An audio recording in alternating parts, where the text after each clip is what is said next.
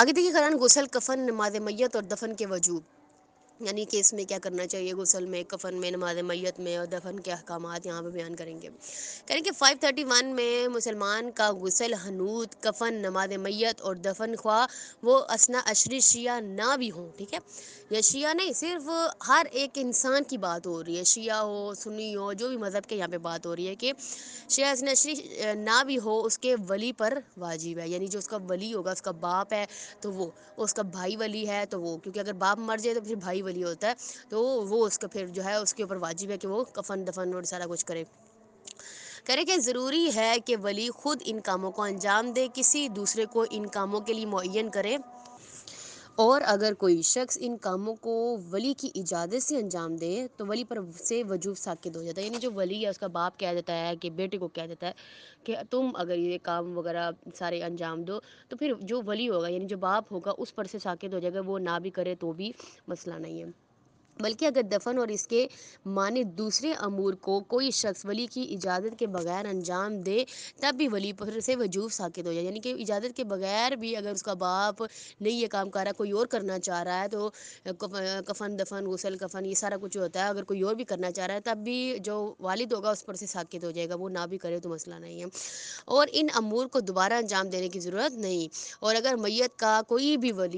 ولی نہ ہو یا ولی ان کاموں کو انجام دینے سے منع کرے تب بھی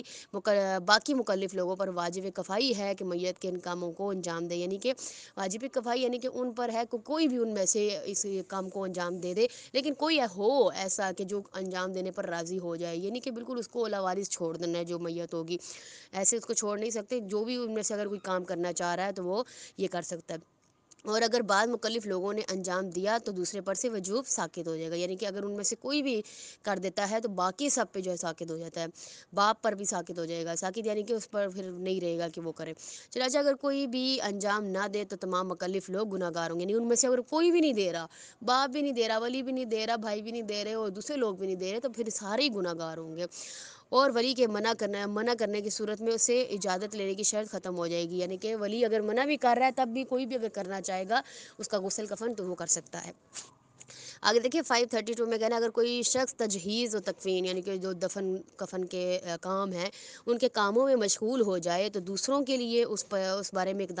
کوئی اقدام کرنا واجب نہیں، یعنی کہ اس نے اگر شروع کر لیا، مطلب کسی نے بھی ایک نے بھی کام کہا ہے کہ میں کفن دفن سارا کچھ میں خود ہی کر دوں گا، تو باقی سب پر جو نہیں ہے واجب نہیں ہے کہ وہ سارے بھی کرنا شروع کر دیں،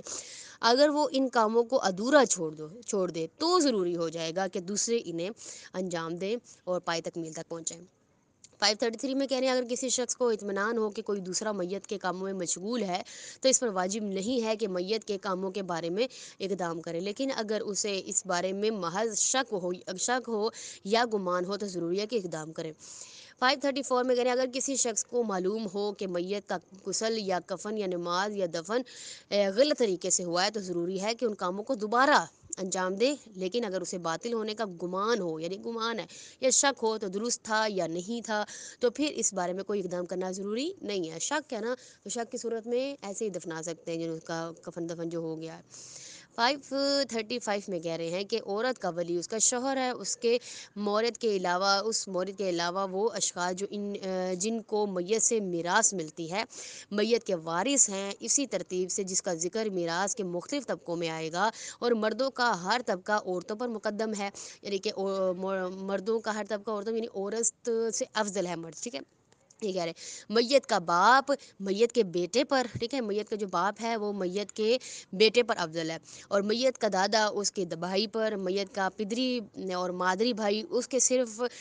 پدری بھائی یا مادری بھائی پر افضل ہے، یعنی کہ مقدم ہے، یعنی کہ افضل ہے اس سے زیادہ، اس کا پدری بھائی اس کے مادری بھائی پر اور اس کے چاچا اس کے ماموں پر مقدم ہونے میں اشکال ہے، یعنی اس میں بھی شک کی صورت آ جاتی ہے۔ چنانچہ اس سلسلے میں احتیاط کے تمام تقاضوں کو پیش نظر رکھتے ہوئے